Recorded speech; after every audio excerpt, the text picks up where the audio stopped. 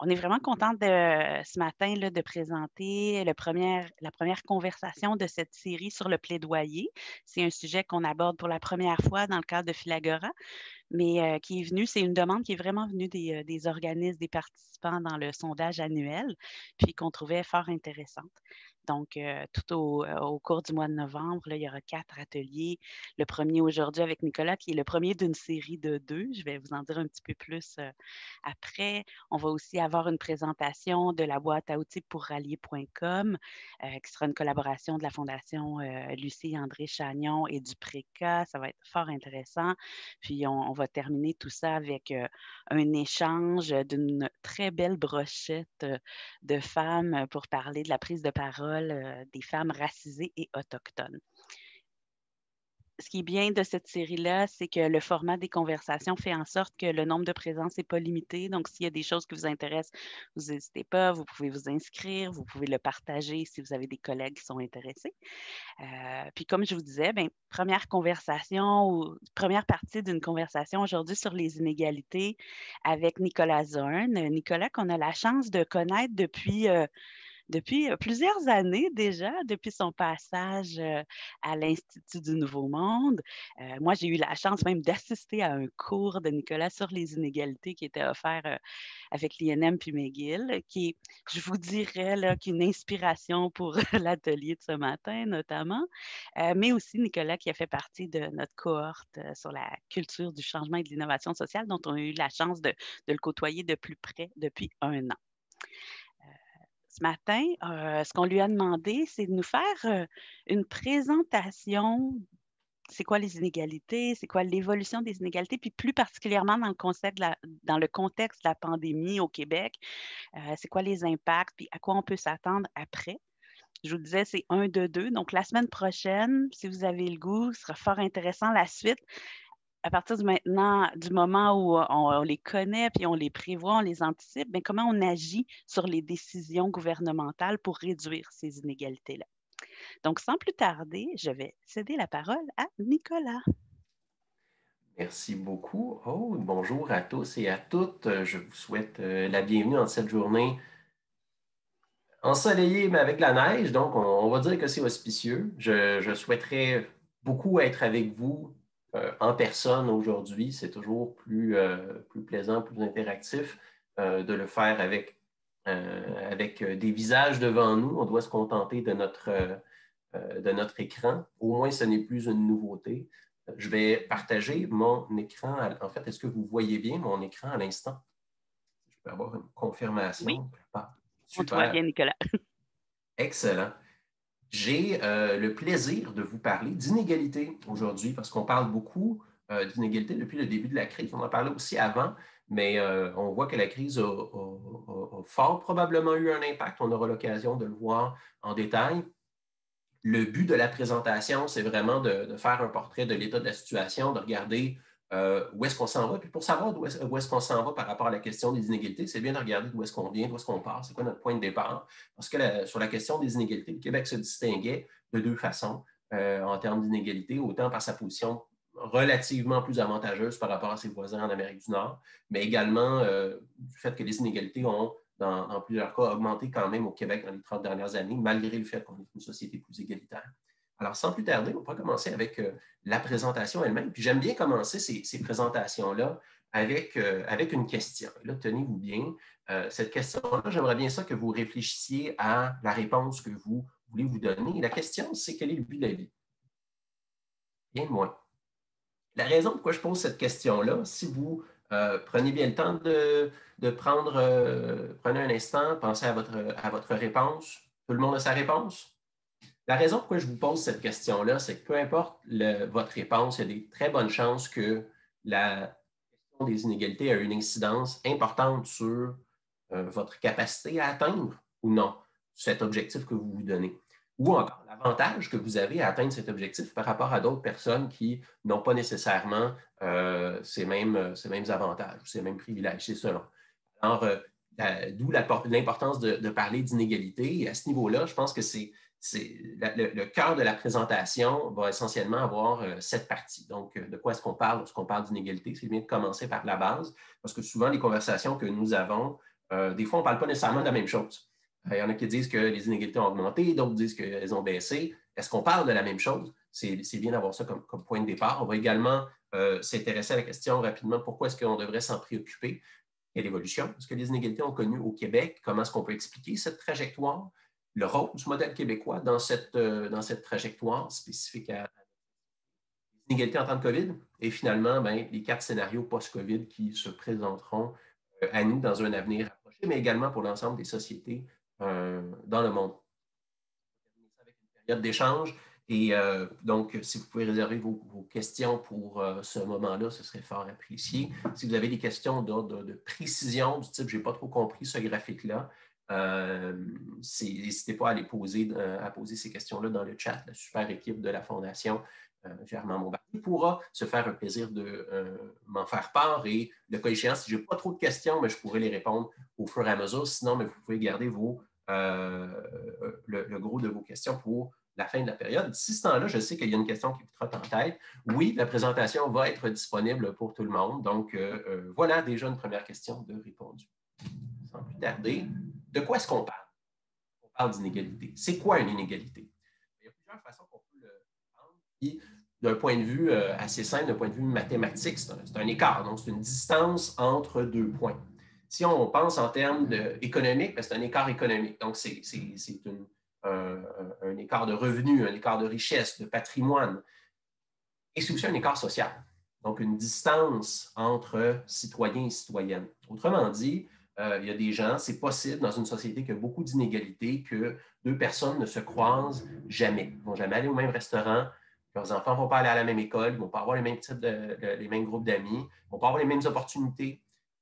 Et ces écarts-là, c'est donc une distance entre citoyens et citoyennes. Je pense que c'est important de le mentionner. Concrètement, lorsqu'on parle en termes de ressources, en termes d'écart, généralement, on parle d'écart en termes de classe sociale. Les trois visages des inégalités, lorsqu'on parle de classe sociale, c'est bien de les distinguer. On peut parler d'inégalités entre les plus riches et les plus pauvres. Comment peut-on vivre dans une société qui a beaucoup d'inégalités alors que d'autres meurent de faim? C'est ce type d'argument qui est présenté. On peut aussi parler d'inégalités entre les mieux nantis et la classe moyenne. Que certains aient des privilèges qui ne sont pas nécessairement accessibles, par exemple, de pouvoir ne pas avoir à attendre à l'urgence sur une liste d'attente pour avoir accès à une chirurgie, par exemple, mais aussi une inégalité entre la classe moyenne et les moins nantis. La classe moyenne définit qu'est-ce qui est un standard, qu'est-ce qui est normal d'avoir. Par exemple, avoir accès à Internet ou avoir accès à un téléphone ou à l'air climatisé. Ce n'est pas tout le monde qui a nécessairement accès. Ça aussi, c'est un type d'inégalité qu'il faut garder en tête. Et ces trois types d'inégalités, généralement, sont interreliés. Lorsqu'on regarde les sociétés qui ont le plus de pauvreté, ce sont généralement aussi celles qui ont le plus d'inégalités vers le haut, donc un 1% de plus riches qui est particulièrement élevé. On pense aux pays anglo-saxons, par exemple. Ça, c'est intéressant parce que les pays qui veulent le plus s'intéresser non pas à la réduction des inégalités, mais à la réduction de la pauvreté, ce sont les pays qui échouent aux deux niveaux parce que pour réduire la pauvreté, il faut avoir un endroit où aller, il faut avoir une classe moyenne qui est quand même assez forte.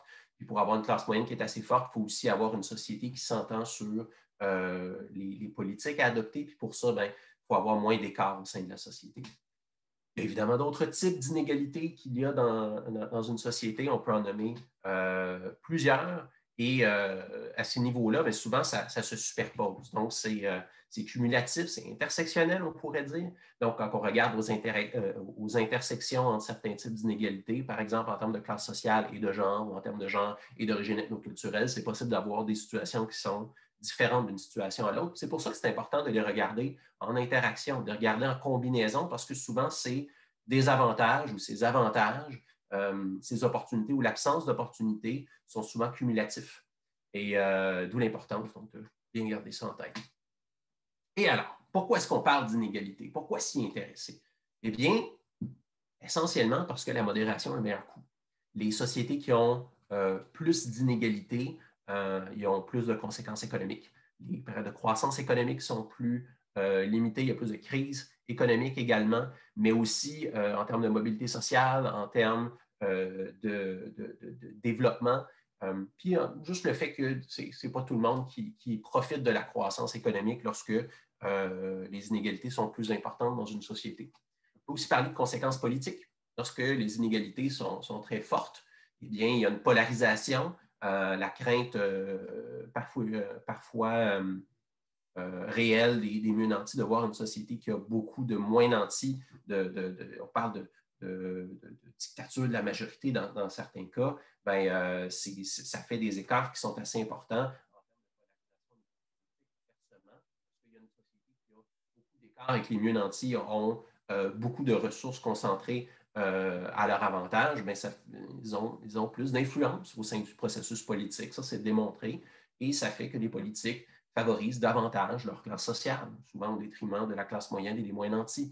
Alors, il y a des conséquences politiques. On sait que les inégalités, lorsqu'elles sont plus importantes, c'est un problème pour la participation citoyenne, pour la santé de la démocratie dans son ensemble également. Puis on peut aussi parler plus de corruption lorsque les inégalités sont plus importantes. Et finalement, les conséquences sociales. Lorsqu'il y a des inégalités qui sont très importantes au sein d'une société, il y a plus de problèmes de santé, les gens sont moins heureux, il y a moins de réussite scolaire. Bref, la réduction des inégalités règle un paquet de choses lorsque les inégalités sont trop élevées. Et c'est bien de s'attaquer à cette cause-là, qui souvent est à la source de plusieurs des maux sociaux que la société, des fois, essaie de réduire. Maintenant qu'on a dit ça, est-ce que les inégalités, ça a augmenté ou pas au Québec? Depuis la crise que nous vivons présentement, mais on pourrait même reculer jusqu'à la crise de 2008, qui est le dernier, dans certains cas pour les données, l'une des dernières fois où est-ce qu'on a des données qui sont disponibles. Dans d'autres, vous m'excuserez, les données ne sont pas toujours à jour. On travaille présentement à l'Observatoire des inégalités à avoir on travaille sur une grosse étude qui va mettre à jour l'ensemble de ces données, donc ce sera bientôt disponible. Mais lorsqu'on regarde les données, ça n'a pas changé tant que ça depuis la crise.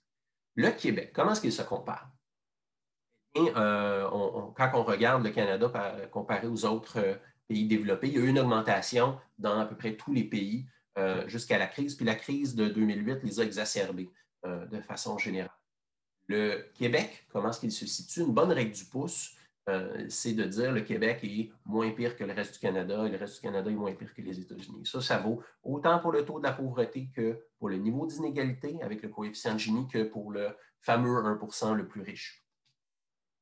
Lorsqu'on regarde l'évolution des inégalités au Québec, eh bien, on regarde le coefficient de Gini. Là, je sais quelles questions vous vous posez. Le coefficient de Gini, en gros, c'est une façon de mesurer les inégalités. Ça résume en un chiffre l'état de la répartition des revenus au sein d'une société. La zone en bleu que vous voyez ici, c'est ça le coefficient de Gini. Plus qu'il y a des inégalités, plus que le creux va être important ici. Ça, c'est l'avantage du coefficient de Gini. Le désavantage, c'est qu'il est muet sur les deux extrêmes. Il ne dit pas grand-chose sur la pauvreté, puis il ne dit pas grand-chose sur la concentration. Alors, ça, c'est une leçon intéressante parce que chaque indicateur dit quelque chose et ne dit pas quelque chose. Un indicateur, une mesure, c'est un peu comme un lampadaire. Ça éclaire beaucoup un endroit en particulier, puis le reste, ça le laisse dans le noir. Et c'est important ce point-là parce que souvent, on ne parle pas nécessairement du même indicateur, donc on ne parle pas de la même chose. C'est possible que l'IRIS et l'Institut économique de Montréal aient toutes les deux raisons avec leur indicateur qu'ils mettent de l'avant. La question, c'est est-ce que ces indicateurs-là, qu'est-ce qu'ils disent? C'est là que toute la mise en contexte, elle est importante. Puis le portrait global est important parce qu'il faut faire attention à la sélection arbitraire de données. Je ne dis pas que ces deux organisations le font, juste que lorsqu'on présente un indicateur, c'est bien d'avoir un portrait global plutôt que juste un indicateur. Coefficient de Gini, donc, une autre chose à prendre en considération, c'est que ça mesure le revenu des ménages.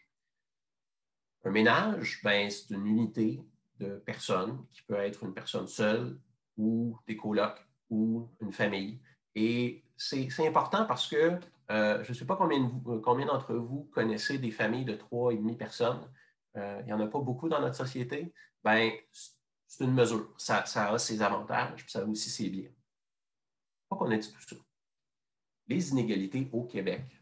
Qu'on regarde les revenus de marché, le revenu total, donc l'ensemble des revenus de marché avec les transferts des programmes sociaux gouvernementaux, ou le revenu après impôt, donc après impôt et transfert, ben, peu importe l'indicateur qu'on regarde, on voit que les inégalités ont augmenté depuis une génération, depuis les années 70. Ça n'a pas vraiment changé depuis 2010. Ce qui est intéressant là-dedans, c'est que le revenu de marché, lorsqu'on compare ces trois types de revenus, ça nous donne une information additionnelle. Des transferts, c'est important, réduire ces inégalités que l'effet des impôts. La raison, elle est simple.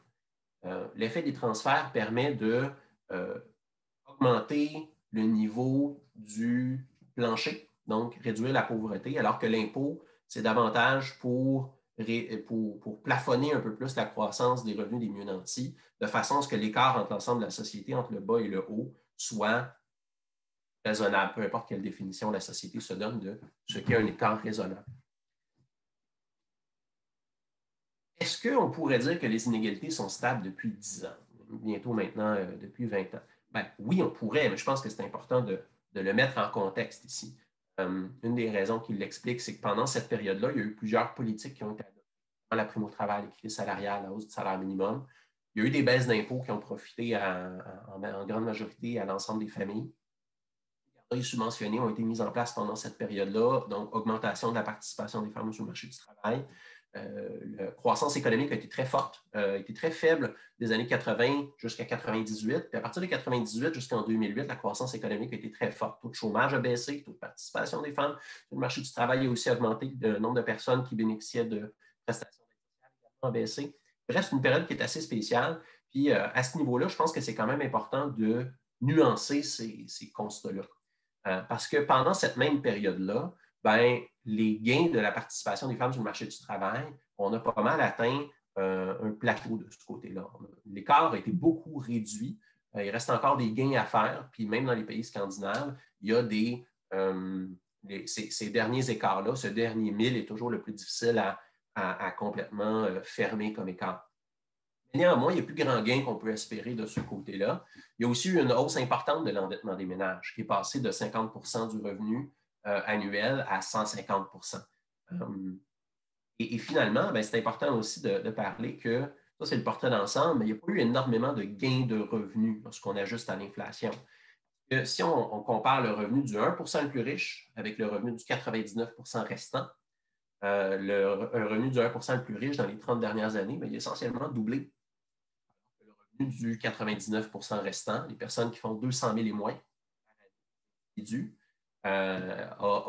est resté nul, en fait, pendant cette période-là, sauf si on prend en compte les baisses d'impôts et l'augmentation des transferts dans certains cas, où là, il y a eu une petite augmentation de 14 % du niveau de vie, du revenu de ces individus-là.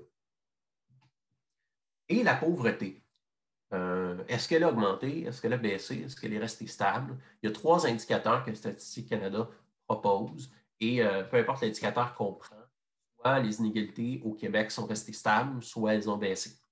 L'indicateur que le gouvernement fédéral utilise, c'est la MPC, donc la mesure du panier de consommation. Les plus récentes données montrent qu'il y a eu une baisse importante depuis l'arrivée du gouvernement Trudeau à Ottawa. Raison principale, augmentation importante des transferts avec l'allocation pour l'allocation familiale pour les familles du Canada.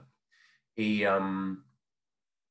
alors, ça c'est lorsqu'on regarde la pauvreté. Et si on regarde la classe moyenne, est-ce que c'est resté stable? Est-ce que ça a augmenté? Est-ce que ça s'est réduit? À ce niveau-là, la taille de la classe moyenne, il y a différentes façons de la mesurer. La principale qui est utilisée, c'est de regarder le revenu médian. Donc, si vous prenez la population, l'ensemble de la population, et vous les mettez en ordre du moins, ceux qui ont le plus faible revenu à ceux qui ont le revenu le plus élevé. Le revenu médian, c'est la personne qui va être exactement dans le milieu. Alors, on prend le revenu médian et on se dit, ceux qui ont 75 % à 150 % du revenu médian, ce groupe-là fait partie de la classe moyenne. Et ensuite, on regarde l'évolution à travers le temps. Eh bien, la bonne nouvelle, c'est que le Québec est moins pire que le reste du Canada. Il y a une taille de la classe moyenne qui est plus importante. Ça s'explique principalement par ces interventions politiques. Il y a eu une baisse de la taille de la classe moyenne pendant cette période-là. Lorsqu'on regarde au niveau du genre, parce que là, on regardait de façon générale les individus ou les ménages, mais il y a aussi des différences, notamment en termes de genre ou de situation migratoire, par exemple. On voit qu'on a parlé tout à l'heure de l'augmentation du taux de participation des femmes sur le marché. Néanmoins, le taux horaire moyen, il y a eu une baisse de l'écart, mais l'écart est encore présent. Et le taux hebdomadaire moyen, bien là, de ce côté-là, c'est beaucoup plus faible. Puis la raison, elle est simple. Les femmes ont, toutes choses étant égales par ailleurs, des emplois qui sont plus précaires, mais aussi qui sont davantage à temps partiel. Là aussi, parce que la répartition des tâches domestiques et des responsabilités familiales sont davantage sur les épaules des femmes que des hommes. Et lorsqu'on regarde au niveau des personnes qui ont un statut migratoire, les personnes qui ont récemment immigré au Canada ont un taux de pauvreté qui est très élevé. On parle de tiers de cette population-là qui aurait un taux de faible revenu, un taux de faible revenu comparé à environ 15 à 10 de la population née au Canada. La bonne nouvelle, c'est que ça baisse à travers le temps lorsque la personne, ça fait plus longtemps qu'elle est au Canada, elle reforme ses réseaux, elle fait reconnaître ses diplômes ou elle parvient à se former de nouveau, donc obtenir une nouvelle profession. Toutefois, cet écart-là, il se maintient à travers le temps. Il reste quand même assez important. Quand ça fait 15 ans que vous avez immigré au Québec, il y a quand même un écart très appréciable entre les personnes nées au Canada que les personnes qui y ont immigré, même si ça fait un bout de temps. Pourquoi est-ce que ces inégalités ont augmenté? Bien, la raison, il y en a trois essentiellement. Il y a eu des changements économiques, il y a eu des changements sociaux, puis il y a eu des changements politiques.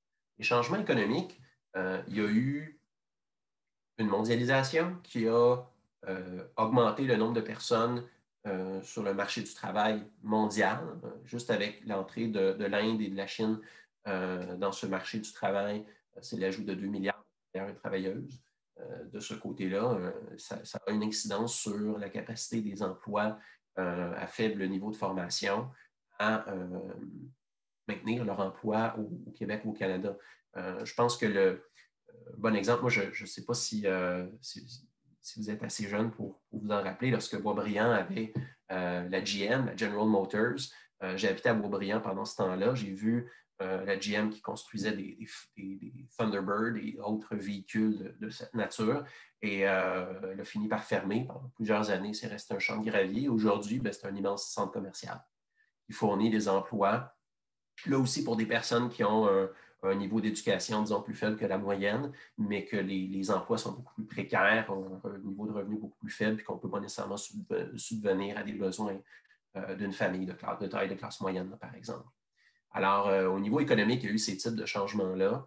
On peut aussi ajouter les changements technologiques qui ont automatisé beaucoup d'emplois. Il y a quand même eu une création d'emplois, donc le taux de chômage n'a pas augmenté autant qu'on pensait que ça puisse arriver. Néanmoins, il y a eu cet impact. On peut aussi penser au niveau des changements sociaux. Les familles, les personnes restent moins longtemps sur le marché du travail par rapport à l'ensemble de leur vie active. On reste plus longtemps aux études, notre retraite dure plus longtemps, ce qui veut dire que les revenus qu'on gagne pendant notre période sur le marché du travail, ils doivent être étalés sur plus d'années. On s'endette davantage quand on est aux études, on doit vivre plus longtemps, donc ces revenus-là vont s'étaler. De ce côté-là, ça, c'est un changement social important. Un autre changement important, c'est que les ménages sont moins grands qu'ils ne l'étaient il y a 30-40 ans, ce qui veut dire que les gains, les économies qu'on faisait lorsqu'on était plus nombreux dans un ménage, on ne peut plus les faire autant. Par exemple, si vous êtes 2 personnes dans une maison, vous n'allez pas payer 2 fois plus d'électricité qu'une personne qui est seule dans un appartement. Un autre changement important, c'est au niveau des mariages. Les gens se marient davantage entre personnes de même classe sociale qu'ils ne le faisaient avant. Pour caricaturer, on pourrait dire qu'avant, l'infirmière mariait le médecin. Maintenant, les médecins se marient entre eux. Mais ça veut dire des revenus plus importants qui ont un effet exponentiel à ce niveau-là. Alors, ces changements sociaux ont eu une incidence sur l'augmentation des inégalités, mais on peut aussi ajouter des changements politiques qui ont eu lieu pendant cette période-là. La fiscalité est moins redistributive de ce côté-là. Le taux d'imposition marginale est passé de 70 à 50 %, il est remonté à 55 % ces dernières années, mais quand même, il y a moins de... les programmes sociaux sont moins redistributifs, des fois sont moins accessibles pour l'ensemble de la population. Pour les prestations d'assurance chômage, par exemple, c'était 85 % de la population qui y avait accès au début des années 90, alors qu'aujourd'hui, c'est autour de 40-50 %. Alors, ces changements politiques aussi ont une incidence sur l'augmentation des inégalités. Avant d'aller plus loin, est-ce qu'il y a des questions jusqu'ici? Je pense que le fait que je parle à un écran et que je n'ai aucune réaction, je ne dirais pas me rend insécure, mais disons que je souhaiterais avoir un petit peu de rétroaction si vous en avez. Fait qu'on pourrait, puisqu'on a quand même un petit peu de temps devant nous, peut-être prendre une ou deux questions. Oui, Nicolas, j'ai Isabelle Gélina du Y des femmes qui voudrait poser une question. Alors, Isabelle, à toi la parole. Vas-y. Attends, je vais te unmuter, pardon, si j'en suis capable. Bon, je me suis auto-unmutée, je crois. Parfait. Bonjour Nicolas. Vous parlez de médiane. La différence entre la médiane et la moyenne, quel indicateur est mieux indiqué ou pourquoi dans certains cas on va prendre les médianes puis pourquoi des fois on va prendre les moyennes? Très bonne question. Si nous étions tous et toutes dans un bar présentement, avec nos masques et distanciation sociale, bien sûr, et que Bill Gates rentrait dans le bar, on serait tous milliardaires en moyenne. La médiane, par contre, elle ne changerait pas beaucoup. La médiane est intéressante lorsqu'il y a des écarts qui sont importants. Tu sais, le revenu moyen au Québec a beaucoup augmenté, mais ça ne prend pas en compte le fait qu'il y a une bonne partie de ces revenus-là ont été accaparés davantage par le revenu du 1 % le plus riche que pour l'ensemble de la population. Fait que ça donne deux ampleurs différentes, ça mesure deux choses différentes. Est-ce que ça répond à votre question, Isabelle? Oui, ça répond pas mal. Alors, dans quel cas on utiliserait des valeurs moyennes? Bien, c'est intéressant pour avoir une idée de, par exemple, au niveau de l'augmentation du PIB par habitant. Bien, ça, c'est une moyenne. Donc, on regarde comment est-ce que la société a généré de la richesse par personne.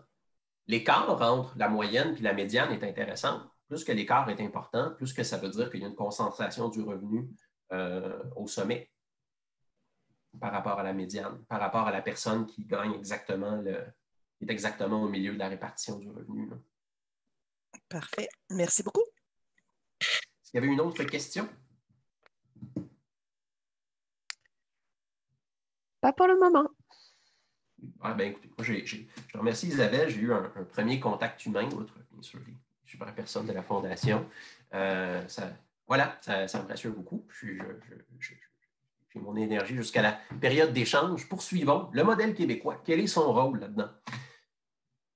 Ça tombe bien, j'ai écrit 2 livres sur le sujet qui portent sur le modèle québécois. Puis non, je ne vous en fais pas part pour en faire la promotion et honter. Au contraire, c'est davantage pour mettre de l'avant le rôle du modèle québécois dans cette évolution des inégalités. Je vais prendre un instant pour... je suis un jeune qui a été en centre jeunesse quand j'étais plus jeune. Et j'ai été décrocheur au secondaire, j'ai été décrocheur au cégep, j'ai pu raccrocher grâce à des programmes spécifiques. Les centres jeunesse, c'est un programme unique au monde où on y met l'équivalent d'1 milliard par année. On a été la première société à donner des droits aux enfants, pas juste aux parents, en termes d'assurer leur développement et leur sécurité. J'ai pu bénéficier de la progressivité de notre système fiscal, des prêts et bourses qui étaient accessibles, des bourses qui étaient accessibles pour des anciens jeunes de centre jeunesse par ailleurs. Autrement dit, moi, à chaque fois que j'ai eu besoin d'aide, j'ai eu une deuxième chance. Cette deuxième chance, elle est souvent venue sous la forme de coups de pouce d'un système, le modèle québécois. Et de ce côté-là, bien, si le livre en question, j'ai profité du système, porte en partie sur cette illustration par mon parcours, mais aussi est un essai. Puis la portion essai, parle beaucoup du modèle québécois pour expliquer l'état de situation du Québec en termes d'inégalité et son rôle par rapport à l'égalité des chances.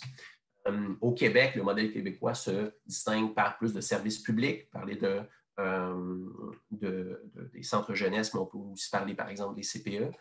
Il y a aussi plus de programmes sociaux, il y a plus d'impôts. On paye un peu plus d'impôts que le reste de l'Amérique du Nord. On en paye un peu moins que la France ou la Suède.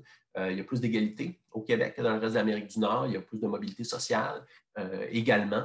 Et un des grands constats, c'est que la résilience, la capacité à se relever lorsqu'on tombe, c'est beaucoup le résultat du système dans lequel on vit, donc notre écosystème. Et à ce niveau-là, les programmes sociaux, le modèle québécois de façon plus large, a une grande incidence sur cette capacité à se relever si on tombe ou si on en a besoin. L'autre chose, c'est que ce type de modèle, il favorise autant l'égalité que la liberté. Souvent, on met ces deux choses-là en opposition, alors que au contraire, la liberté de se développer, de s'épanouir, ça dépend de la disponibilité de ces opportunités-là. Donc, un certain niveau d'égalité ou en tout cas des écarts qui sont pas mal moins grands au sein de la société. L'autre chose que mon autre livre regarde sur le 1% le plus riche au Québec, se posait essentiellement 3 questions. La première, c'est qui le 1% le plus riche? On a parlé qu'en moyenne, les personnes qui, pour faire partie du 1% le plus riche, doivent avoir un revenu de 200 000 et plus. En moyenne, ils ont un revenu d'un demi-million. On parlait de moyenne tout à l'heure, mais la médiane serait probablement un petit peu différente. Mais aussi le fait qu'aux 3/4, ce sont des hommes. Ce sont des personnes qui ont 50 ans. Ce sont des personnes qui sont des professionnels qui travaillent de façon générale, en moyenne là aussi. Et aussi, la moitié de leurs revenus, ce ne sont pas des salaires, ce sont des dividendes. Ce sont des gains corporatifs, ce sont d'autres sources de revenus de marché. Deuxième question qu'on se posait, c'est est-ce que ces inégalités vont augmenter au Québec? La réponse, c'est oui. Les revenus du 1% le plus riche, dépendamment la période qu'on regarde, ils ont soit doublé, soit quadruplé pendant les 30 dernières années. Finalement, on a comme question, est-ce que le Québec se distingue parmi les autres pays? Comment est-ce qu'il se situe par rapport aux autres pays développés? Et à ce niveau-là, il y a une tendance intéressante qui est ressortie. Il y a essentiellement 2 grandes tendances quand on regarde le 1% le plus riche dans les pays développés. D'un côté, il y a les pays anglo-saxons, dont le Canada fait partie, où il y a eu une augmentation quand même assez importante pendant cette période. De l'autre côté, il y a les pays, disons, non anglophones, qui sont principalement l'Europe continentale, les pays scandinaves ainsi que le Japon. Et de ce côté-là, il y a eu une augmentation, mais somme toute faible. Je ne sais pas si vous voyez la différence entre ces 2 tendances. Le Québec se situe où? Il est pas mal plus proche des pays européens et les pays plus égalitaires que les pays anglo-saxons, même s'il fait partie d'un pays anglo-saxon, même s'il fait partie d'un continent anglo-saxon, le Québec se distingue. Et ça, c'est intéressant parce que ça veut dire que ce n'est pas une question, c'est pas les facteurs de marché qui sont les explications généralement mises de l'avant pour expliquer le 1% le plus riche. Ah, c'est la mondialisation. Ah, c'est l'innovation technologique. Si c'était le cas, la France, le Japon et l'Allemagne ont connu la même innovation technologique que le Canada, les États-Unis ou la Grande-Bretagne. Et ils ont connu 2 tendances complètement différentes. Alors, si ce n'est pas le marché, ça veut dire que c'est les choix de société. Ça veut dire que c'est les politiques. Ça veut dire que c'est les normes sociales. Au Québec, qu'est-ce qui fait que le 1% le plus riche est plus faible que ses voisins nord-américains? Les normes sociales sont un peu plus favorables à des inégalités qui sont moins importantes. Les institutions du marché du travail, on a un taux de syndicalisme qui est pas mal plus élevé qu'ailleurs en Amérique du Nord, autour de 40 %. Financiarisation, on a un modèle financier qui est pas mal différent, qui ne met pas l'emphase uniquement sur les gains à court terme. Oui, il y a de ça, évidemment, mais la principale banque au Québec n'est pas une banque, c'est une coopérative. On a la Caisse de dépôt et placement du Québec qui est le plus gros joueur financier au Québec. On a aussi des fonds d'investissement de travailleurs, ce qui n'existe pas ailleurs dans le monde. Alors, il y a quand même des éléments puis on a Investissement Québec. L'État aussi intervient plus. Et au niveau de la gouvernance d'entreprise, c'est un peu différent. Les parties prenantes jouent un rôle un petit peu plus important, notamment avec la Caisse de dépôt qui intervient davantage. Le rôle de l'État dans le marché est plus important. On intervient davantage que c'est le cas dans le reste de l'Amérique du Nord. Et finalement, la fiscalité. L'impôt joue le plus gros rôle et le principal déterminant pour le niveau du 1 % le plus riche. Et à ce niveau-là, le Québec a une fiscalité qui est légèrement plus progressive que le reste de l'Amérique du Nord, que le reste du Canada, puis certainement des États-Unis. C'est ce qui explique pourquoi est-ce que le Québec ressemble davantage à l'Europe que ses voisins nord-américains. Et cette combinaison-là, c'est un modèle institutionnel. Ce qui veut dire que c'est un choix de société. On a un contrôle là-dessus. Ce n'est pas inévitable, inéluctable. C'est une bonne nouvelle. Et les inégalités en temps de COVID, où est-ce qu'on se situe par rapport à ça?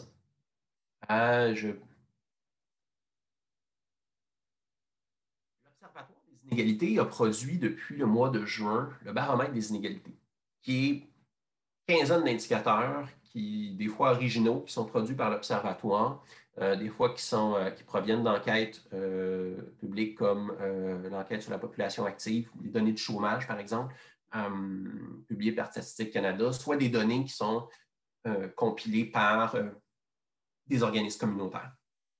Et le baromètre des inégalités nous permet donc de voir quel est l'impact de la crise sur les inégalités. Il nous permet aussi d'éviter de crier victoire trop tôt. Parce qu'un des dangers qu'il y a lorsqu'il y a une crise, comme on en voit à l'occasion au Québec, prenons par exemple les inondations qu'il y a eu avant la pandémie, il y a généralement deux moments où c'est problématique, où il y a une situation il y a deux crises dans le fond en une seule. Il y a la première vague, en quelque sorte, qui est l'inondation, qui est la situation de crise. Il y a des ménages qui se retrouvent en situation de détresse. Mais il y a la deuxième vague, en quelque sorte, qui est lorsque les gouvernements, les organismes sur le terrain crient victoire. Ils disent, la plupart des situations, la plupart des ménages touchés vont mieux. Alors, on peut passer à autre chose. Alors qu'il reste toujours quelques ménages qui sont encore en situation de détresse. Là, c'est deux fois pire, parce que là, il n'y a plus d'aide qui est fournie. Ce qu'on veut éviter avec le baromètre des inégalités en regardant quel est l'impact de la pandémie sur ces inégalités-là, parce qu'on sait qu'il y a des groupes qui seront davantage touchés. Il faut aller au-delà de la moyenne. On parlait des indicateurs tout à l'heure. Le baromètre des inégalités regarde 4 types d'inégalités. Économiques, d'abord. On regarde aussi l'exclusion sociale entre les différents groupes qui composent la société, au niveau du genre, au niveau de l'âge, au niveau de la situation migratoire, où une personne est racisée ou non. On regarde aussi le niveau de détresse émotionnelle, qu'il y a des écarts dans la société à ce niveau-là. Et finalement, les inégalités de reprise. La reprise va avoir un effet inégal. Il y a des gens qui vont retomber sur leurs deux pieds beaucoup plus rapidement que la moyenne. Et à ce niveau-là, c'est important de le mesurer. Alors, c'est ce que les indicateurs que nous avons compilés mesurent. Malheureusement, le baromètre des inégalités, sa prochaine édition va sortir dans une semaine. Fait que là aussi, les données sont... malheureusement, les données s'arrêtent au mois d'août. On a bien hâte de voir les résultats, ce qu'on aura l'occasion de voir dans une semaine. Mais d'ici là, ça montre quand même une tendance intéressante. Puis on commence à voir les effets de la fameuse deuxième vague. Alors, l'évolution du baromètre des inégalités, on a pris tous les indicateurs, puis on les a compilés de 0 à 10. 0 étant le niveau le plus faible des inégalités observées sur l'ensemble de la période et 10 étant le niveau maximal. Là, ce que vous voyez, c'est une moyenne de plusieurs indicateurs. On voit comme tendance, il y a eu une grosse augmentation du niveau d'inégalité, du niveau d'écart, tous nos indicateurs pour le mois d'avril, dans certains cas pour le mois de mai. C'était la première vague. Après ça, il y a eu une grosse baisse, en particulier au niveau de la détresse. Les gens se sont peut-être habitués à la situation davantage, alors que pour la précarité ou pour l'exclusion, il y a des choses qui se reviennent moins à la normale aussi facilement. Mais on voit quand même une reprise à partir du mois de juillet ou du mois d'août, puis on s'attend à ce que ça continue de ce côté-là pour les mois de septembre et octobre pour le prochain baromètre. Fait que ça, c'est avec l'indicateur général. Ensuite, nous, on regarde chacun des indicateurs individuels. Puis le premier indicateur, c'est le taux d'emploi. Et de ce côté-là, on voit qu'il y a eu un creux assez important. On n'est pas encore revenu à la moyenne, puis on voit que ça commence à se stabiliser avant même d'être rendu au niveau initial que nous avions dans la situation d'avant-crise. Et par ailleurs, je pense que ça vaut la peine de le mentionner, là, si on revient à la normale, ça ne veut pas dire que tout est bien dans le meilleur des mondes. La situation qui prévalait avant-crise pour plusieurs groupes de la société était loin d'être optimale. Ça, on va avoir l'occasion de le voir. Lorsqu'on regarde les emplois moins payants par rapport à l'ensemble des emplois, ils ont été davantage touchés. Évidemment, il y a eu une reprise ces derniers mois, mais c'est plus difficile pour les emplois moins payants. Puis la raison, elle est fort simple. C'est des emplois qui sont plus précaires, qui sont dans des domaines qui sont plus faciles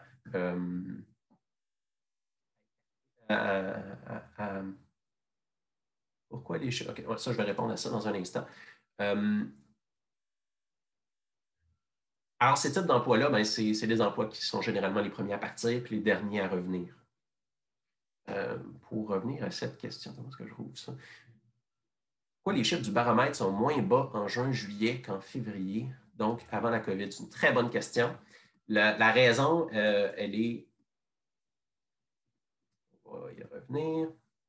La raison est fort simple, c'est une moyenne. C'est arrivé dans certains cas que la situation de mars était plus favorable que la situation de février. Pour les inégalités de reprise, ça veut dire que dans certains cas, on va le voir avec les indicateurs.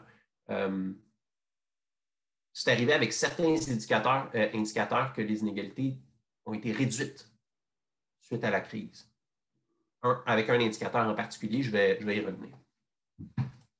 Alors, poursuivons. Les demandes en services communautaires en soutien à l'emploi ou aux revenus, grosse augmentation jusqu'en avril, ça continue à baisser. Ça, ce type d'indicateurs, les indicateurs du 2-1-1, c'était très utile au début de la crise. On pense que ça l'est de moins en moins, étant donné que lorsque les gens ont... Tu sais, c'est un service de référencement.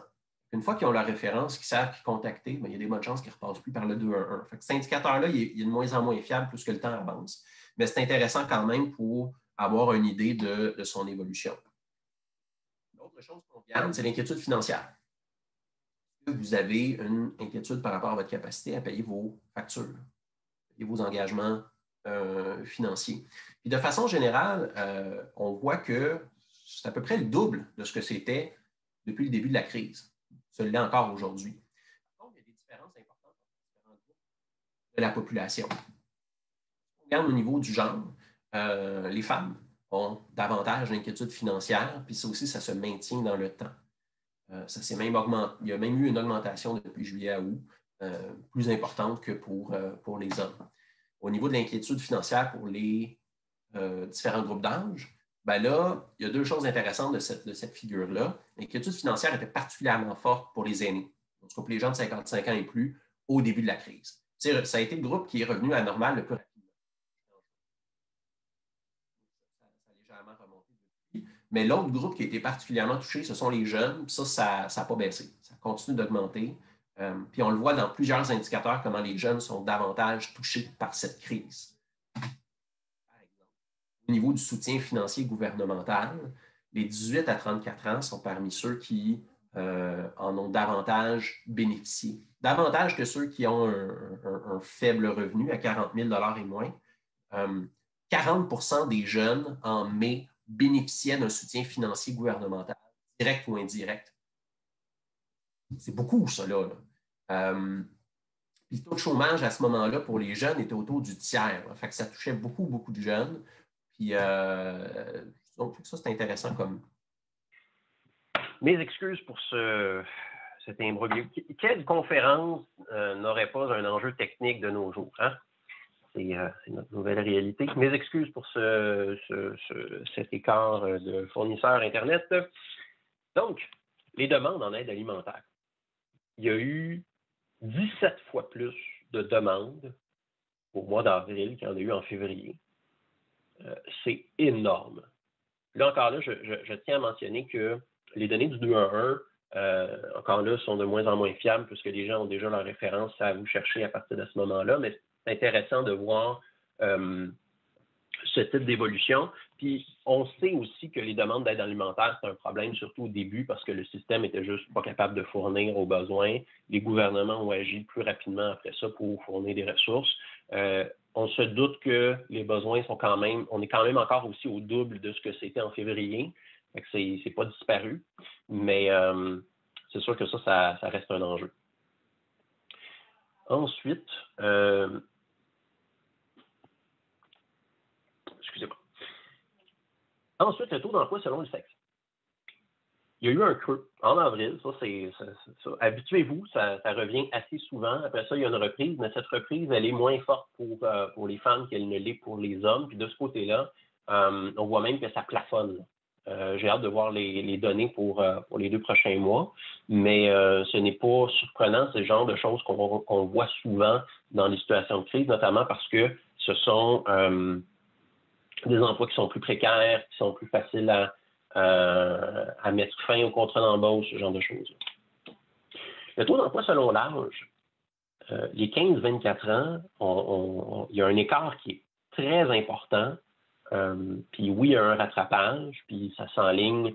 Il y a quand même une progression qui est plus prometteuse à terme si ça se poursuit que celle des 25 ans et plus qui semble plafonner. Mais quand même, là, on voit que les jeunes ont été particulièrement touchés, ce qui renforce ce que je mentionnais juste avant. Quant aux personnes qui ont récemment immigré, je parlais de réduction des inégalités. Les personnes immigrantes, pardon, c'est pas une réduction des inégalités pour cet indicateur-là. Les immigrants récents ont été davantage touchés et même s'il y a quand même un certain rattrapage, je pense que c'est important de mentionner que les personnes ayant récemment immigré, donc je pense qu'on a 3 ou 5 dernières années qui ont immigré au Canada, leur taux de chômage était 3 fois plus important avant le début de la crise. Fait que ça aussi, ça s'ajoute à ces données-là, à ce portrait, puis c'est important de le garder en tête. C'est important de garder en tête parce que les personnes racisées sont aussi davantage exposées à la COVID. Nous, on a regardé la proportion de nombre de cas de COVID par 100 000 personnes, mis en lien avec le pourcentage de la population racisée, soit d'une région, soit d'un arrondissement de Montréal, donc soit d'une région du Québec, soit d'un arrondissement de Montréal, et on a pu voir qu'il y a une relation qui est quand même assez forte de ce côté-là. Et ça s'explique de plusieurs façons. Le fait qu'il y a une plus grande concentration de cas à Montréal et il y a une plus grande concentration de personnes racisées à Montréal. Il y a aussi plus de personnes qui sont racisées, sont issues de l'immigration, qui ont des emplois qui sont moins payants, qui sont plus précaires, qui sont plus exposés, qui ne sont pas nécessairement plus à même de faire du télétravail. Il y a aussi, c'est plus difficile de faire de la distanciation sociale à Montréal, où est-ce qu'il y a une plus grande concentration de personnes par kilomètre carré qu'en Gaspésie, par exemple, même si c'est encore drôle dans certaines villes. Bref, il y a quand même, ça c'est une situation qui est alarmante, puis ça on ne voit pas ça autant pour la proportion de personnes mieux nanties ou moins nanties. Donc, le fait d'être une personne racisée compte est davantage un facteur explicatif d'exposition à la COVID que d'être mieux nanti ou moins nanti. On n'a pas accès aux microdonnées, fait que c'est sûr que ça pourrait être nuancé à une échelle plus petite, mais quand même, c'est frappant là, comme constat, si on ne s'attendait pas à ce que ça aille jusque-là. À mentionner les perceptions d'une augmentation de la fréquence d'incidents de harcèlement ou d'attaque raciale en pourcentage de la population. Sans surprise, malheureusement, les minorités visibles, telles que le définit Statistique Canada, mais en particulier les personnes d'ascendance asiatique, ont davantage fait l'objet d'attaques ou de harcèlement basées sur leur identité raciale et le fait qu'ils sont des personnes racisées. Quant au pourcentage d'adultes en situation de détresse psychologique, on voit le pic en avril, sans surprise, mais aussi ça reprend à partir de juillet et d'août, puis ça reprend quand même pas mal. Et ça, ce qui est intéressant ici, c'est de regarder la différence au niveau des groupes. C'est intéressant au niveau du genre, il n'y a pas une énorme différence où est-ce qu'on est présentement, même si les femmes étaient davantage en situation de détresse psychologique au début de la crise.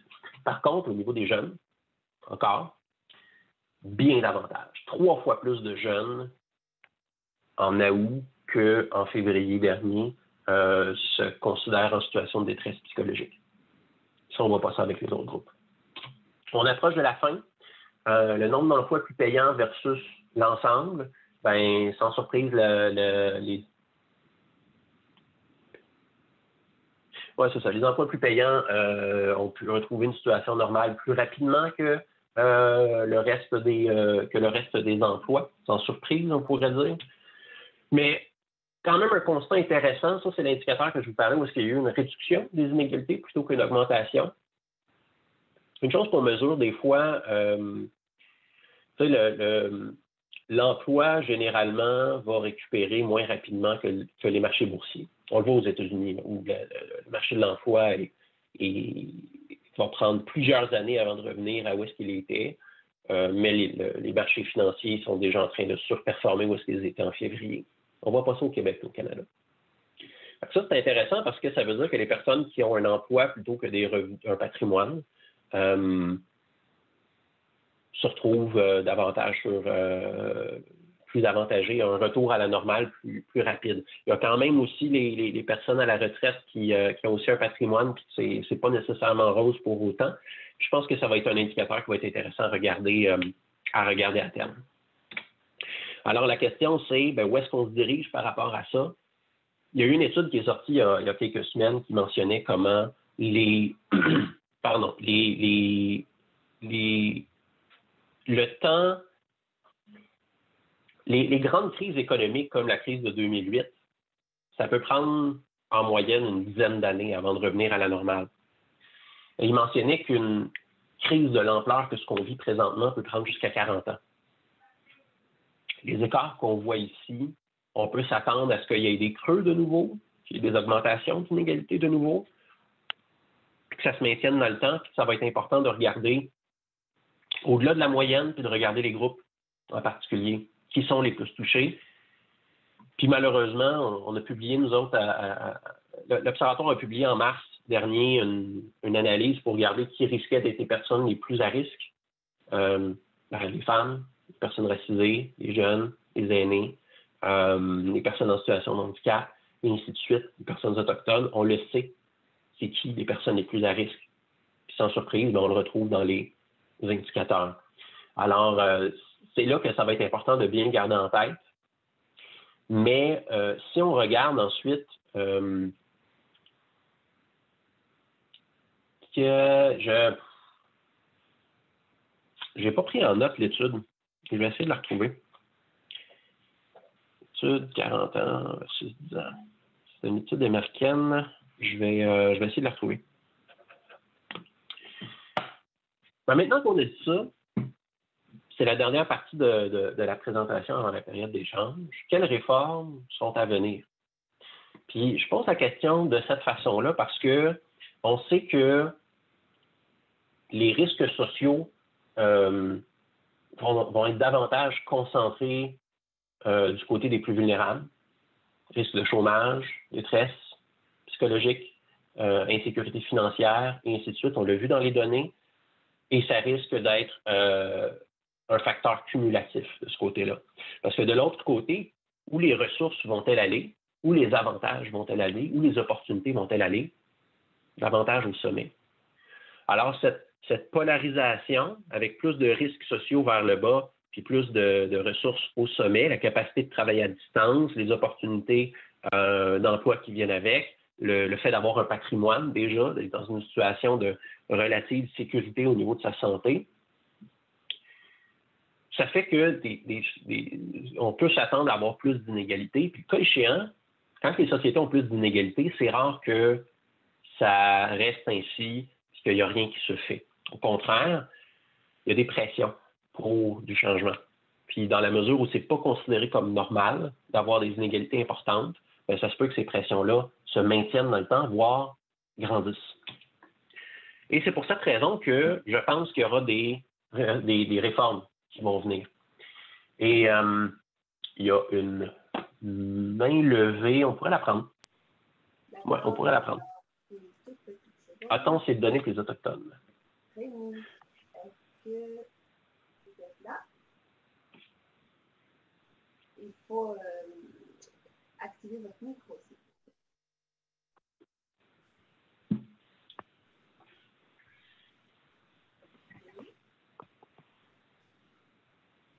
Est-ce que Rémi, tu es avec nous? Oui, je suis là. Mais... Bonjour, quelle est votre question? Bonjour. Ouais, je pense que je la poserai plus tard, excusez-moi. À la période des Il y a questions. C'est bon. Alors, réforme à venir. Ben, on pense qu'il y aura des réformes à venir pour cette raison-là. Et dans un texte qui va être publié bientôt dans l'État du Québec, publié par l'Institut du Nouveau Monde, je propose 4 scénarios potentiels. Prenant pour acquis que les inégalités ne sont pas prêtes d'être réduites au niveau qu'elles étaient avant crise, que la pression va se maintenir, il y aura des réformes. La question, c'est quel type de réforme est-ce qu'il va y avoir? Bien, on regarde la chose sur 2 axes. D'abord, c'est l'ampleur des réformes. Est-ce que ça va être des petites réformes, modestes, symboliques, qui ne changent pas grand-chose, ou des réformes majeures qui vraiment sont structurelles, qui peuvent significativement changer la donne? L'autre chose qu'on regarde, c'est le type de réforme. Est-ce que ça va être des réformes conventionnelles, des programmes sociaux, l'impôt, ou des réformes innovantes? On parle d'un minimum garanti, on pourrait parler d'un impôt minimum garanti, on peut parler d'un emploi garanti, on peut parler de gestion de l'innovation technologique, il y a des taxes financières, des choses qui ne se font pas nécessairement présentement. Et les 4 scénarios sont les suivants. Le premier, s'il y a des réformes qui sont modestes et symboliques, puis qui sont assez conventionnelles, on peut parler d'un faible engagement.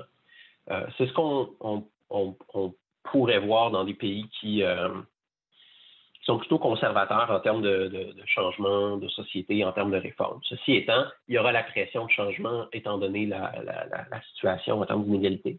Deuxième scénario, il y a des innovations, mais leur portée est limitée. Il y a des tentatives qui sont faites. Il y a un revenu minimum garanti qui est mis en place, mais c'est juste 300 $ par mois. Ça ne change pas le monde. Ça peut faire une différence, mais est-ce que ça va structurellement changer les choses? Est-ce que ça va être significatif? On va augmenter l'impôt ou on va mettre en place un programme pour stimuler l'entrepreneuriat de certains sous-groupes, par exemple, de la population qui sont particulièrement touchés.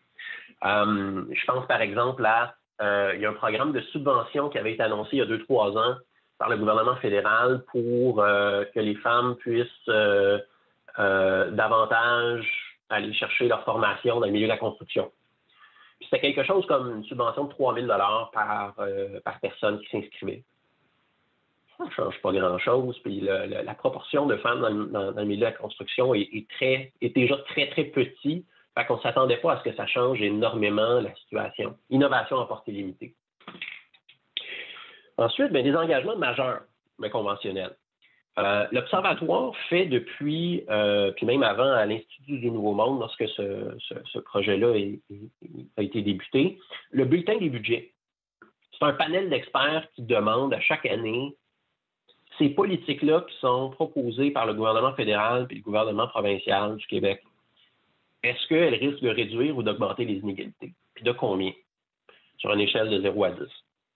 Et les mesures, presque toutes les mesures du gouvernement Trudeau allaient, selon ce panel d'experts, significativement réduire les inégalités. Puis l'ampleur des investissements, ça n'a pas été vu depuis très longtemps. Ça, c'est un peu ce que j'aurais en tête en termes d'engagement majeur conventionnel. Des réinvestissements majeurs au niveau du logement, au niveau de la santé, au niveau des infrastructures pour les populations autochtones, des réformes majeures au niveau de l'allocation canadienne pour enfants, par exemple, ou pour l'assurance chômage, qui est supposée être prochainement implantée, ce genre de choses. Puis finalement, le scénario 4, les innovations majeures. Des gros changements. On peut parler d'un revenu minimum garanti ou d'un programme d'emploi garanti, par exemple, ce qui n'est pas si loin de la réalité que nous connaissons déjà. Si vous avez des questions à ce niveau-là, ça me fera plaisir d'en parler. On pourrait parler, par exemple, en termes d'innovation majeure, d'avoir un service que le Poste Canada soit aussi un système bancaire. Que la Caisse de dépôt et placement du Québec offre des produits financiers qui ont des hauts rendements, comme le sont accessibles les firmes de courtage pour les firmes d'investissement pour les personnes qui ont un patrimoine d'1 million et plus. Ce type d'innovation majeure peut changer la donne. Et un programme d'emploi garanti, ouais, c'est ça. Et un héritage garanti, par exemple, aussi pourrait être ce genre d'innovation majeure qui serait mise en place. Fait que ça, c'est les grandes leçons que ces types de réformes-là peuvent... Ça, c'est les grands scénarios, je pense, qui peuvent se présenter. Puis c'est important de garder en tête, il y a des changements qui peuvent se faire d'une case à une autre. Par exemple, on peut passer du gouvernement Harper au gouvernement Trudeau. Ici, je pense que ça peut se qualifier comme étant un mouvement de cette nature. Ou s'il y a des innovations qui existent déjà, mais que leur portée est limitée, que là, comme tout d'un coup, on augmente la portée, ben, le cas échéant, il pourrait avoir ces types de changements-là. Ici aussi, de cette nature-là, mais il n'y aura pas de mouvement en diagonale. Ça, c'est une autre des leçons de cette présentation. En conclusion, ben, il y a 3 choses, je pense, qu'on peut retenir de tout ça. C'est que le Québec, d'abord, est à la croisée des chemins, tant en termes d'inégalité qu'en termes de réforme potentielle. Ensuite, l'égalité, c'est un choix de société. Ça dépend des politiques, ça dépend des normes sociales, ça dépend de ce que nous choisissons. Ça veut dire que les citoyennes et les citoyens ont un rôle essentiel à jouer. C'est à nous de choisir. Merci de votre temps. On pourrait prendre des questions. Nicolas, je monitorais les questions pendant que tu parlais. Donc, si tu es d'accord, je commencerai avec des questions qui sont apparues dans le chat puis dans le Q&A. D'abord, j'en combine 2, là, une question de Sandrine de Partageons l'espoir puis d'Isabelle Duhaye qui se posait la question des données plus spécifiques pour les populations autochtones et les enfants. Est-ce que c'est de l'information qui est disponible? Est-ce qu'on a des informations plus spécifiques sur ces 2 populations? Pour les enfants, il faudrait voir avec l'Observatoire des tout-petits s'il y a des données qui sont disponibles. Pour les Autochtones, non. L'enquête sur la population active ne rend pas disponible ces données-là à cette échelle-là. Puis, tu sais, au Québec, c'est 1% de la population. Ça prend des enquêtes spécifiques pour aller chercher ces groupes-là. On a essayé d'aller chercher une information complémentaire en travaillant avec les centres d'amitié autochtones pour qu'ils produisent leurs propres indicateurs, puis que ça nous donne une idée de l'écart en termes de demande pour les services reçus en comparant le avant puis le après la crise. L'enjeu ici, puis c'est l'enjeu pour la plupart des organismes communautaires à qui on demande ce genre d'informations-là, c'est qu'ils n'ont juste pas les ressources. Et si on leur pose la question, je me mets à leur place, servir 5 personnes de plus ou fournir des données, à long terme, fournir des données, ça va être pertinent parce que ça peut changer les choses, ça peut donner accès à plus de ressources, mais à court terme, tu n'es pas là. C'est un pari sur l'avenir, tandis que le besoin est là. Fait que je dirais que ça, c'est un des enjeux sur lesquels on peut avoir du contrôle, avoir accès à des données, ça peut changer le monde, puis ça peut faire une différence, mais bon, je ne veux pas trop prendre de l'avance sur ce que je fais dans une semaine. Dans l'autre présentation qui s'en vient sur comment on change le monde, comment est-ce qu'on change les politiques. Sur la question autochtone, je vais vérifier, mais ça ne serait pas des données québécoises, mais plus canadiennes. Mais je vais valider, puis si jamais il y a de l'information intéressante, je le partagerai. Peut-être le Cercle sur la philanthropie autochtone au Canada qui a peut-être des informations. Donc, s'il y a des choses intéressantes et probantes, nous les partagerons en post-mortem, en bilan. Il y avait une autre question, et ça ne sera pas long, je reviens. C'était Eva qui demandait pourquoi les chiffres du baromètre sont moins bas en juin-juillet qu'en février, c'est-à-dire avant la COVID. Pourquoi les données du baromètre sont moins bas en juin-juillet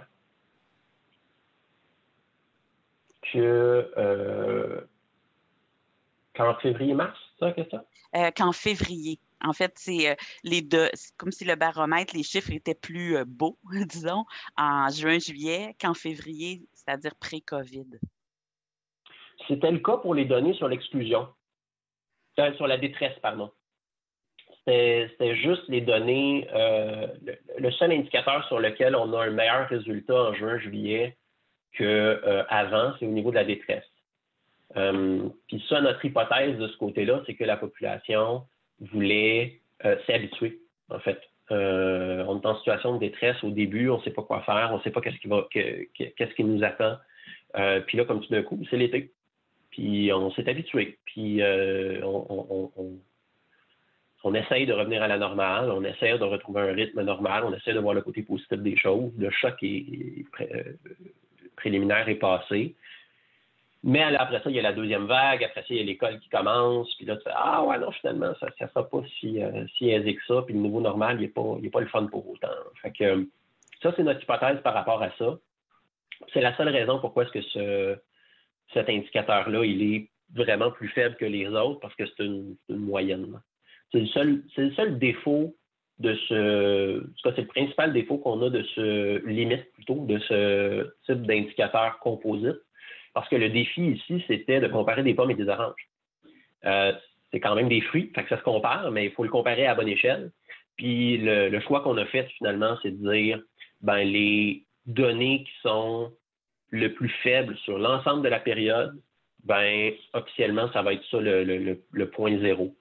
Ce qui donne des aberrations statistiques de cette nature. Mais c'est intéressant quand même parce qu'on le voit par exemple pour le taux de chômage, le taux d'emploi qui remonte plus vite que les marchés boursiers. Donc, il y a eu une réduction des inégalités à ce niveau-là. C'est intéressant quand même. Fait que ça donne de l'information tout de même, mais je t'avoue, Eva, que je ne m'attendais pas à ce qu'on voit ce type d'écart statistique qui, effectivement, fait poser une question. Tu as eu le bon réflexe là-dessus. Eva me faisait d'ailleurs remarquer dans le chat que tu avais répondu en partie pendant la présentation. Mais là, on a toute une série de questions, donc c'est intéressant. La prochaine, Nancy Paul, du collectif des Fondations québécoises contre les inégalités. Donc, question de Nancy. Comment est-ce que les inégalités de reprise constatées pour le Québec se comparent pour ces inégalités ailleurs au Canada ou en Amérique du Nord?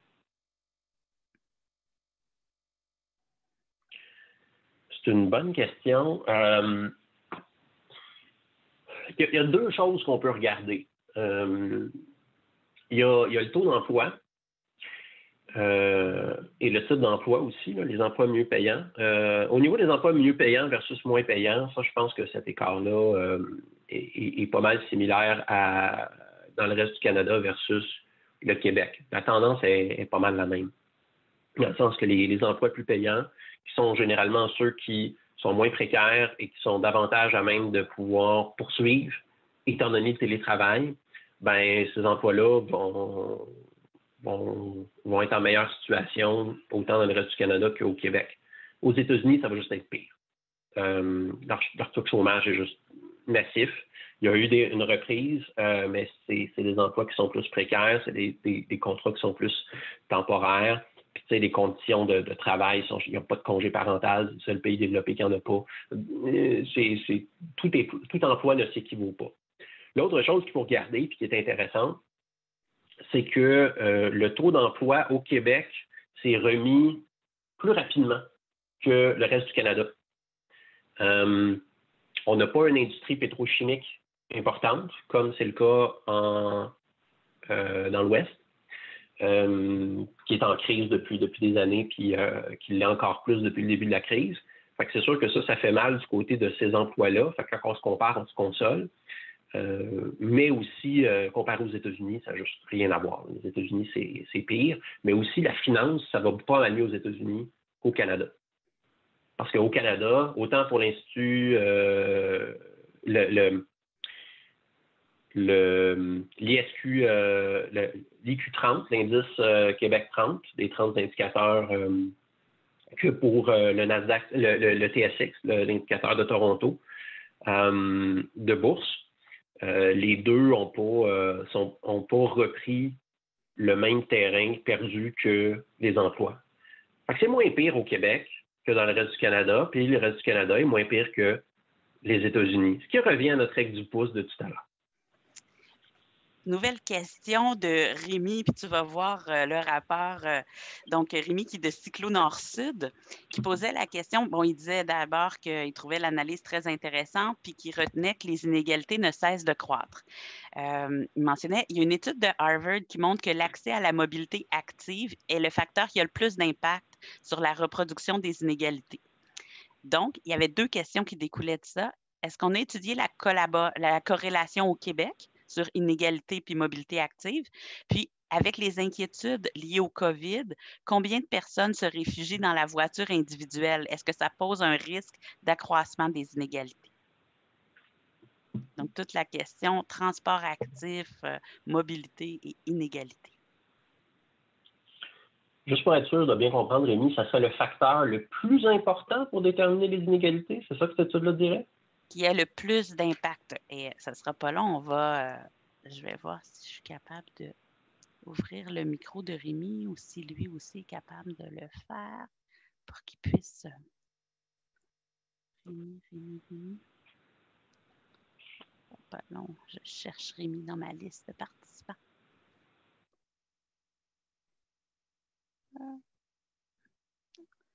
Rémi, oui. Oui, bonjour. Merci. Peut-être déjà aussi la question, mais a peut-être besoin aussi de plus de recherche. C'est peut-être difficile d'y répondre comme ça de but en blanc. Ouais, l'étude d'Harvard, c'est puis j'espère que bien la traduire le mot, c'est de dire que c'est le facteur isolé le plus important sur la reproduction des inégalités. Et c'était aux États-Unis, quoi. Donc là, on ne parle pas de création des inégalités, mais moi, je l'entendais plus dans ça empêche de sortir des inégalités si on n'accède pas à la mobilité durable. Je ne suis pas surpris que ce soit un facteur important. Je serais très surpris que ce soit le principal facteur, parce que généralement, c'est l'emploi, le logement et le niveau d'éducation et les autres facteurs sociaux démographiques du type le genre, l'origine ethnoculturelle, mais le logement a un impact aussi important, sinon plus. Le revenu, l'emploi également, qui est lié au niveau d'éducation. Mais tu sais, les inégalités, c'est comme un spaghetti. T'en tires un, puis le reste va venir avec. Là. Le revenu est lié à la santé, qui est lié au logement, qui est lié à la mobilité, qui est lié à l'éducation. Tout ça, c'est relié ensemble. C'est très, très difficile de dire on va vraiment le séparer, là, puis ça, c'est ça son effet. Ceci étant, pour avoir accès à des emplois de qualité, encore faut-il ne pas vivre dans un endroit enclavé. Donc, accès à la mobilité. Pour avoir accès à une éducation, pour avoir accès à l'éducation, il faut être capable d'accéder à l'université. C'est pour ça d'ailleurs que les cégeps ont été aussi révolutionnaires au Québec. Ça permettait d'amener l'éducation jusqu'aux gens. Et un des facteurs de pauvreté les plus importants pour les étudiants et étudiantes à cette époque-là, c'est qu'ils devaient déménager de chez leurs parents. En amenant l'éducation postsecondaire, ou en tout cas une partie de l'éducation postsecondaire proche de chez leurs parents, ça faisait que c'était une grosse dépense de moins qu'ils avaient à faire. Donc, l'aspect mobilité, le coût qui vient avec, puis aussi le logement, était moins important, facteur aussi pour l'éducation. De vivre dans un désert alimentaire, parce qu'on n'a pas accès à la bonne nourriture, ça a un impact sur la santé. Fait que c'est sûr que la mobilité, ça a une grosse incidence, puis là-dessus, on peut autant regarder l'offre de transport public que le niveau d'enclavage, d'enclavé d'une communauté, et puis de façon comparée aux autres. C'est jusqu'à quel point est-ce que ces problèmes-là sont toujours concentrés pour certaines populations plutôt que d'autres. Je pense à Montréal-Nord, qui sont super mal desservis au niveau du transport par rapport à d'autres quartiers. Ça donne que ça touche certains groupes plus que d'autres, en particulier les populations racinées. Fait que c'est sûr que ça, ce serait ce que j'aurais à dire pour la mobilité. C'est effectivement un facteur important pour cette raison. D'ailleurs, si ça intéresse certaines personnes, je vous invite à aller voir les travaux du docteur Larry Frank à l'Université de Colombie-Britannique qui travaille sur le transport durable, puis qui a notamment étudié pendant la crise des primes hypothécaires aux États-Unis la corrélation entre l'accès au transport en commun puis la perte des gens qui ont perdu leur maison suite à la crise. C'était intéressant. Donc, information complémentaire. Prochaine question de Véronique Carbonneau. Bonjour Véronique. Elle demandait comment aller chercher des données pour des populations très, très spécifiques qui passent toujours sous le radar ou dans des zones grises. Par exemple, les 6 à 21 ans en troubles graves d'apprentissage. C'est très spécifique. Généralement, il faut des études, il faut les produire. Des fois, il y a des études qui l'ont fait. Puis, tu sais, des organisations comme l'Institut de la statistique du Québec ont une certaine réceptivité par rapport à ça. Là. Je ne sais pas si c'est l'offre et la demande, là, mais s'ils reçoivent des demandes pour certains types de données, bien, ça se peut qu'ils consacrent un petit peu plus leurs ressources à ça. S'il y a un certain niveau de patience de votre côté, produire des données, ça ne coûte pas si cher que ça, toute chose comparé à une politique qui réduit l'impact. Fait que ça peut être pour un politicien ou une politicienne qui veut avoir l'air de faire du changement, ben, c'est une bonne première étape de produire des données. L'autre chose, c'est qu'on peut passer par des organismes qui travaillent déjà sur ces populations-là. Faut s'assurer que faut être pragmatique dans la façon qu'on le mène. C'est-à-dire qu'il faut que ce soit simple. Je parlais tout à l'heure des organismes qui n'ont juste pas les ressources. Ben, il faut que la question soit la plus simple possible. Que la méthode de récolte soit aussi la plus simple possible. Idéalement, que c'est déjà intégré dans leur façon de faire. Par exemple, ils envoient déjà un formulaire 2 fois par année ou par an. Ben, rajoutez donc ces 3 questions-là. Puis là, ben, vous pourrez collecter ces données-là. D'en faire un projet de recherche spécifique aussi, ça aide. Les fonds de recherche peuvent avoir une certaine réceptivité par rapport à ça. Puis de mettre ensemble les ressources avec une dizaine d'organismes, ben, c'est plus facile que tout le monde mette 3000 qu'un seul organisme y en met 30. Fait que ça serait de façon préliminaire la suggestion que j'aurais à proposer à cette étape. J'aimerais ça en avoir d'autres, puis je suis toujours un partisan de plus de données, mais pour des besoins aussi spécifiques, mieux vaut commencer par qu'est-ce qui existe et qu'est-ce qui peut être produit à peu de coûts additionnels. D'ailleurs, toute la question des données en ce moment, je dois vous dire qu'au niveau des fondations, il y a tout un questionnement sur les données, l'accès aux données, puis tout ce qui est cumulé. Donc, si jamais il y a des données que vous trouvez particulièrement intéressantes ou manquantes dans votre travail, je vous invite dans le formulaire d'évaluation à l'indiquer, parce que ça va nous permettre, nous, de ramener cette information-là, notamment là, avec le groupe de travail de Fondation Philanthropique Canada qui travaille sur la question. Je pense que c'est des informations intéressantes pour eux. Je passe à la prochaine question. On a encore 4 questions. Donc, Nicolas, qu'est-ce que tu penses des sommes non récurrentes annoncées comme le 100 millions en santé mentale hier? Est-ce que ça peut avoir un impact sur les inégalités sociales? Puis, je vais rajouter, parce qu'on est encore, on est au niveau de la détresse psychologique, donc la santé mentale en général. Il y a Raja qui disait aussi que les données sont très intrigantes concernant la détresse psychologique des jeunes, même au mois d'août. Donc, c'est quoi les causes de cette détresse-là, selon vous?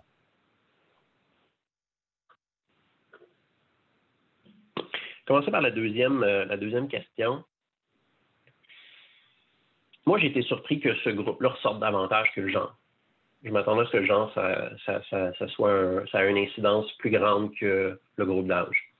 Je pense que la précarité de leur situation professionnelle, quand vous êtes début vingtaine, milieu vingtaine, fin vingtaine, vous arrivez à un moment de votre vie où vous commencez. Puis si à ce moment-là de votre vie, il y a une récession, ça va se répercuter sur l'ensemble de votre vie active. On va le voir encore à la retraite, votre revenu probable risque d'être plus faible 30 ans plus tard, à cause que vous êtes rentré sur le marché du travail pendant une période de récession, pendant une période de crise. Ces populations-là ont connu, en l'espace de 10 ans, la grande récession, puis maintenant la quasi-grande dépression du grand confinement. Il y aura une reprise, mais on n'est pas sorti du bois, là. D'autant plus que le vaccin n'est pas pour demain. Probablement pas encore pour 1 an, puis d'autres pandémies risquent d'en avoir. Fait que ces groupes-là se retrouvent à vivre énormément d'anxiété par rapport à leurs emplois. Il y a des secteurs au grand complet qui employaient du monde, des jeunes, l'été, pour leur travail d'été, par exemple en restauration, par exemple en tourisme, comme tout d'un coup n'existe plus. C'est du sans précédent, ça, là. Fait que là, ils se retrouvent avec peu d'opportunités à moyen et long terme au niveau professionnel. Leurs opportunités d'emploi à court terme ça va pas mal. Puis rendu là, ben, un employeur va probablement vouloir embaucher la personne qui ça fait 20 ans qui est en restauration, puis qui se cherche un emploi désormais que la personne qui veut faire ça juste pendant l'été. Puis en plus de ça, de façon comparée, leur génération va être davantage touchée que celles qui les ont précédées. Ils n'ont pas de patrimoine sur lequel rebondir. Puis les sommes qui ont été annoncées, c'est une prestation d'urgence. Donc, c'est temporaire. Fait qu'on va vous aider, mais comptez pas trop dessus pour plus que quelques mois. Moi, être un jeune, dans cette situation, je serais plus stressé que la moyenne aussi. Fait que c'est probablement comme ça que je l'expliquerais. Puis les annonces qui ont été faites pendant cette période-là, là, je reviens à mon indicateur pour l'inquiétude financière pour les jeunes. C'est-tu l'inquiétude financière? Ouais, l'inquiétude financière, ça a remonté entre juillet et août. Ce qui est d'ailleurs, en août, l'inquiétude financière des jeunes est plus élevée qu'en avril. C'est le point le plus élevé en août. Ça veut dire que les annonces du gouvernement de dire, ben, tu sais, la prestation d'urgence, on va y mettre fin, puis c'est pas mal fini, ça. Ça veut dire que ça les a probablement touchés encore plus. Puis en ce qui concerne la détresse, j'essaie de retrouver ma figure. Détresse psychologique est là aussi pas mal plus importante en août qu'elle l'était en avril. Pour moi, la réponse, elle est là. Pour la deuxième, l'autre question, que les sommes sont non récurrentes, l'impôt sur le revenu a été instauré au fédéral, autant aux États-Unis qu'au Canada pendant la Première Guerre mondiale. C'est une mesure temporaire. 100 ans plus tard, c'est encore là. C'est très difficile, puis on va le voir la semaine prochaine dans la présentation sur les politiques. C'est un des facteurs. Est-ce que ça crée des alliés? Est-ce que ça répond à des besoins puis que c'est encore plus difficile de ne pas le renouveler? Ben, si c'est le cas, si les avantages sont visibles puis les désavantages ne le sont pas, ben, il y a plus de chances que pas que ce soit renouvelé. Il faut qu'il y ait de la pression politique pour que ça se maintienne, voire que ce soit bonifié. Il faut aussi être capable de faire le suivi dans le temps pour s'assurer qu'on continue de garder ça en tête, qu'on continue de mesurer les progrès, l'impact que ça a eu, ça c'est important de le documenter. Est-ce que ça a eu un impact positif? On a une étude à l'appui, là, ça dit là, que c'est fou comment ça a augmenté la qualité de vie des gens. Allez-vous le renouveler pour un autre 3 ans? Pourquoi pas le faire permanent? Hey, comment ça que c'est pas permanent? Ça a des impacts positifs.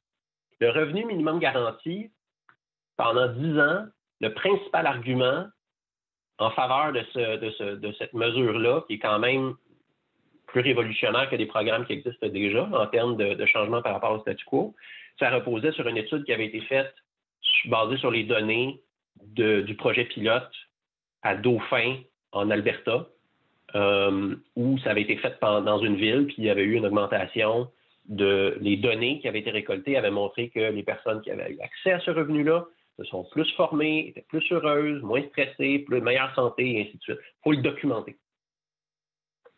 Ça donne bien, c'est là qu'il faut le faire. Il y a des bonnes chances de toute façon que la santé publique le fasse, mais c'est bien de garder ça en tête. C'est comme ça que ces sommes non récurrentes, ces programmes temporaires deviennent, oh, surprise, pas temporaires puis permanents. C'est des questions circulaires, c'est intéressant parce qu'on revient à l'importance du donné. Donc, pour la dernière question, je vais faire un amalgame. C'est Isabelle Duhaye qui a amené certains points. Elle disait plutôt quand on parlait d'absence de données, évidemment, l'absence de données, des fois, ça amène à une invisibilité. Par contre, lorsqu'on regardait tout ce que tu disais puis qu'on additionne femmes, personnes racisées, âgées, jeunes, bien, elle dit qu'elle en arrive à la conclusion que c'est la majorité de la population qui est en situation de vulnérabilité. Puis elle se demandait en finissant, est-ce qu'il y a possibilité de faire financer ces études au niveau des données par le gouvernement? Ben, oui, il y a possibilité. Nous-mêmes, on est en train de le faire. On travaille présentement sur une grosse étude longitudinale qui vise à s'intéresser aux populations les plus vulnérables. Le secrétariat à la condition féminine a déjà confirmé son financement. Je vous laisse deviner pour quel type de population les intéresse davantage. Et le ministère Immigration, Francisation, Intégration a également confirmé son financement. Là aussi, je vous laisse deviner pour quel type de groupe de la population. Il y a des échanges avec le secrétariat des Affaires autochtones, avec le secrétariat de la jeunesse, avec le ministère du Travail, Emploi et Solidarité sociale. Il y a une confirmation de la part du ministère de la Santé et des Services sociaux. Bref, ça se finance. Pas juste avec nous. Il y a des projets. Vous pouvez proposer des projets. L'important, c'est de s'allier avec des organisations qui sont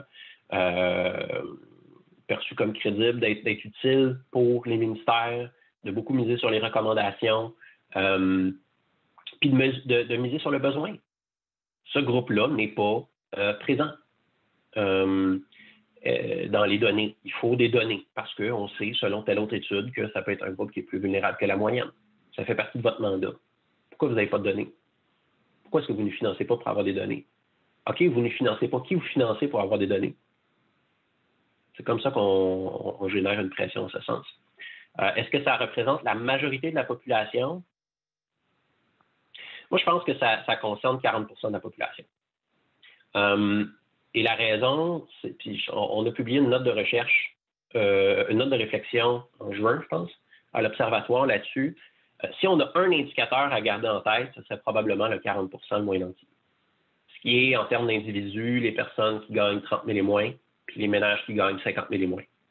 Puis la raison, c'est que les personnes à faible revenu sont autour de 10-15 de la population, mais il y a toutes les autres personnes au-dessus qui sont en situation de précarité, mais qui n'ont jamais vraiment vécu les conséquences de ça, ou en tout cas pas tant que ça, parce qu'ils ont toujours pu se retrouver un autre emploi. Moi, j'ai travaillé en restauration pendant 10 ans. Il y a des gens qui en font une carrière. Ils font quoi là quand les restos sont fermés? Ils n'ont pas d'assurance, des fois, ils sont payés en dessous de la table. Il n'y a pas de chômage, il n'y a pas d'assurance chômage. Là, c'est moins le cas parce qu'ils ont mis des... Là, c'est moins le cas. Mais tu sais, ces types de profils-là sont aussi en situation de précarité, puis les personnes en situation d'autres types de vulnérabilité, on sait que ça va être surreprésenté au niveau du genre. On sait que ça va être surreprésenté au niveau de la jeunesse. On sait que ça va être des fois surreprésenté au niveau des aînés. On sait que ça va être surreprésenté au niveau des personnes racisées, puis en particulier les personnes autochtones. Mais à part les personnes autochtones, je ne pense pas qu'il y ait une majorité pour chacun de ces groupes-là qui sont en situation de précarité ou de faible revenu ou de détresse. Je pense que c'est plutôt cumulatif. Puis que c'est vraiment une question de probabilité. Plus que vous cumulez ces facteurs-là, que vous êtes et femmes, et personnes autochtones, et jeunes, il y a des bonnes chances que là, vous soyez vraiment dans le bas. Tout comme l'inverse est aussi vrai. Vous êtes un homme, vous êtes blanc, vous êtes d'âge moyen, vous avez eu accès à l'éducation. Plus que ces facteurs-là s'accumulent, plus qu'il y a des chances que, de façon probabiliste, vous vous ramassez dans le groupe d'en haut. C'est tout comme de dire, tu sais, t'es chanteur ou chanteuse, tu peux devenir comme Céline Dion. Céline Dion, c'est l'exception. C'est une question de probabilité. Tu sais, fait que c'est pas à cause que l'exemple est visible qui est la règle, c'est pas à cause que le facteur est invisible qu'il n'existe pas. Fait que, c'est peut-être pas mon meilleur exemple pour Céline Dion, donc ce qui m'est venu en tête sur le coup. Oups, je me permets d'insérer une dernière toute petite question. On a déjà dépassé de 3 minutes, là, mais avant de faire la conclusion, je me voudrais de ne pas la partager. Il y a Maude Beausoleil qui posait la question. Elle faisait état là, de l'Observatoire des inégalités en France qui s'était intéressé à la question des plus fortunés. Puis elle se demandait si l'Observatoire au Québec entend éventuellement s'attarder plus spécifiquement aux plus fortunés. J'aime beaucoup les travaux de l'Observatoire français des inégalités. J'ai même contribué à leur campagne de sociofinancement pour cet excellent rapport qu'ils ont produit. On va le faire. On a deux gros rapports qui s'en viennent sur les inégalités économiques. Il y en a une partie qui va concerner les mieux nantis. La référence au Québec, c'est le livre que j'ai publié sur 1% le plus riche. Pour faire d'autopromotion, c'est un peu ça. Mais c'est sûr que nous, ce qui nous intéresse, ce sont les inégalités de classe sociale, l'inégalité de genre, d'origine ethnoculturelle, de région, puis de génération. Puis les inégalités économiques sont généralement le principal déterminant. Fait que oui, on va continuer de s'y intéresser dans les prochaines années. On a un rapport qui s'en vient dans les 6 prochains mois sur le sujet. Puis ça ne sera qu'un premier rapport sur plusieurs, on l'espère. Bien, sur ce, je pense que ça va marquer la fin de la conversation. Donc, je voulais remercier tous les participants pour les questions nombreuses aussi, puis intéressantes. Un grand merci à Nicolas. C'est tout un exercice de faire un wrap-up des inégalités en une courte heure. Donc, comme je vous disais, si vous êtes intéressé par la suite, donc quand on veut changer les politiques publiques, comment ça fonctionne, la semaine prochaine, rendez-vous. C'est illimité, donc il y a de la place, ne gênez-vous pas.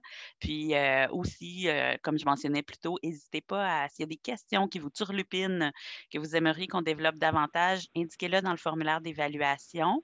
Vous allez le trouver dans le chat, mais on va aussi vous le partager par courriel.